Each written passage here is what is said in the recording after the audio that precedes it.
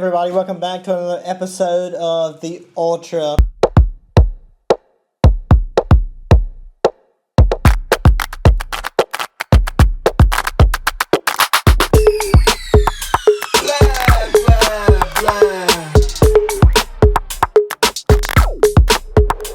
Okay, all right.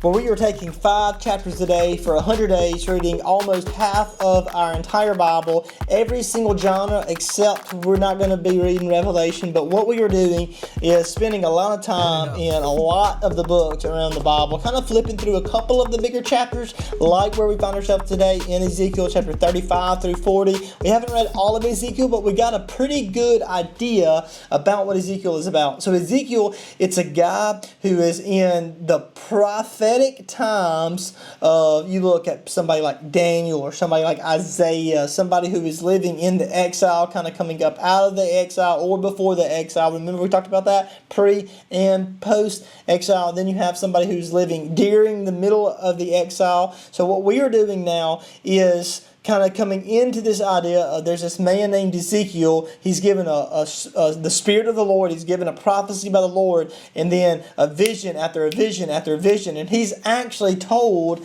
in his visions to have visual aid. So whether he chops his hair off and throws in the wind or maybe makes a hole in the wall, well, this is going to be another one of those visuals with another one of those visual aids. Before we get to the text today, I want to show y'all my own visual aid, and this is a flag that I got from Mossy Oak Golf Course last year.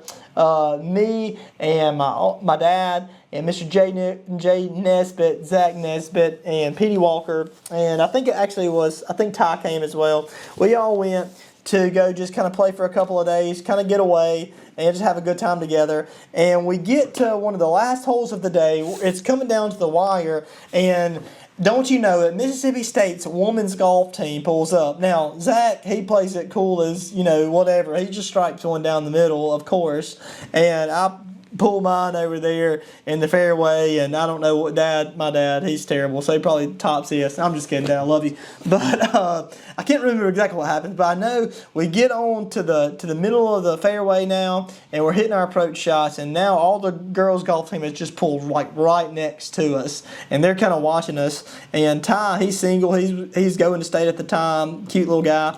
And they're all just like eyeballing Ty, and he just starts to get nervous. He's like, man, I got this team watching me. I can't make a bogey with the Mississippi State girls golf team watching me.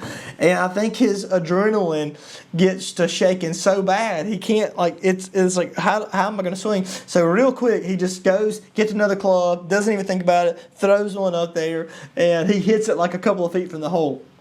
Now all the girls' golf team are just, oh yeah, so super good. I'm over there in the woods trying to chop out, make a triple bogey.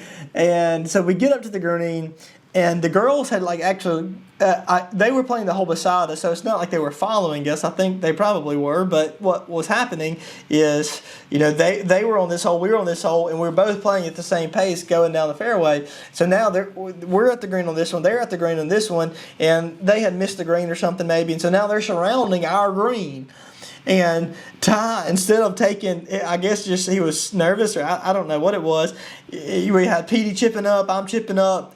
Instead of taking his time and focusing on his putt, Ty just gets up there, walks up, taps the little putt. It ends up going in the hole. He makes his birdie, picks up his ball, goes back, sits in the car. It's like I was too nervous, I couldn't even sit there and think that long.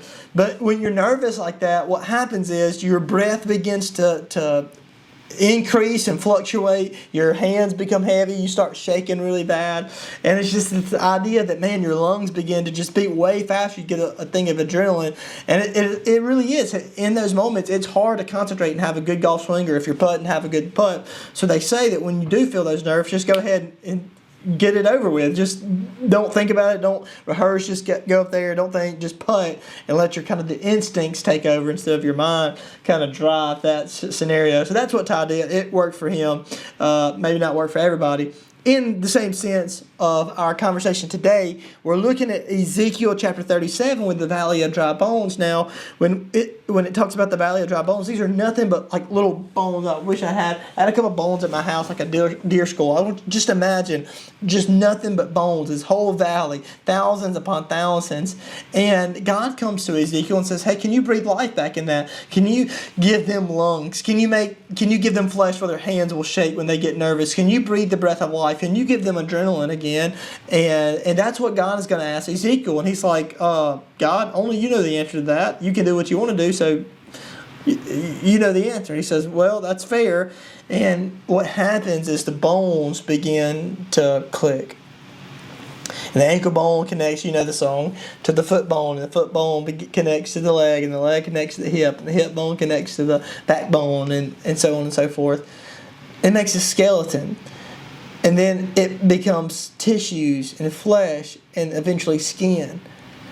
And after the whole body has come to life again, it's this really cool thing where it says that God breathed the breath of life back into the body, and it became living. Now, there's two applications that I have from this text. The first application is this: it doesn't matter in which way you.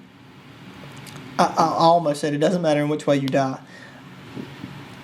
I guess what the text tells me is that whether you have bones or no bones, God can still do the miraculous and breathe the breath of life in a moment and make somebody live again. So at the end of days, you're talking about the resurrection of the Christian, and we're talking about when the bodies are going to be raised.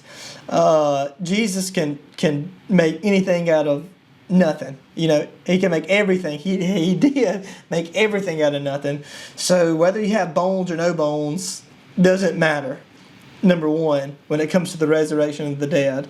Number two, I want to talk about what in your life, and this is at least what stands up to me, what in your life do you need Jesus to breathe back into? And that really is a personal question for you, but I think it's a really relevant one, is what do you, and it doesn't happen at once. I think you see it in the text. The bones came together, then the tissue was added, then the muscle was added, then the skin was added, and then the hair was added, and then the breath was added, and something was back living. So what step do you need to take for something to become living in your life again? Whether that is a dream, maybe. And I want to even make it a little bit more, what would you say, moral than this, because I don't think it's the resurrection of a dream or the resurrection of a job or the resurrection of an idea. I think really what this is talking about, this is a moral thing. This is a somebody who is dead becoming spiritually alive again. So imagine right now the most perfect version of yourself, the most spiritual, the most mature, the most closest to Jesus. Imagine that person of yourself. Okay? I think you can imagine that. So right now imagine the best version of yourself, so ignited in Christ. All right, now here you are. Here's what you're imagining. What steps are you taking right now in your own life to reach the most perfect you? What active ways are you pursuing becoming the most sanctified version of yourself? Are you taking? And so for a lot of us, I think the answer is to be, we're not taking any steps. If we're being honest, we're not taking any steps.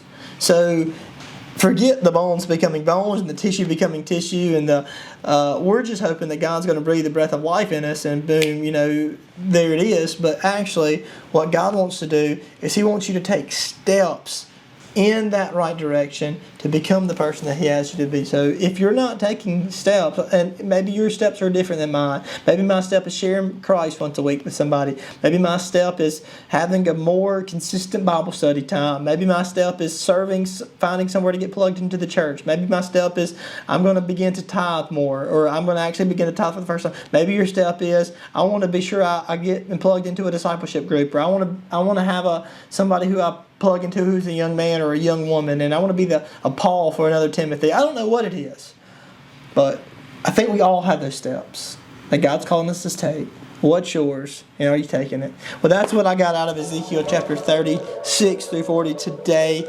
And tomorrow we're going to be in 5 different chapters. Let me look and see where we're actually going to be tomorrow, because I don't want to lead you wrong. Tomorrow we're going to be in Jonah. Jonah only has 4 chapters, sadly, so you'll get 1 chapter break. We're just going to read Jonah 1, 2, 3, and 4 tomorrow. And until then, I'm excited about Jonah. I'll see y'all later. Peace.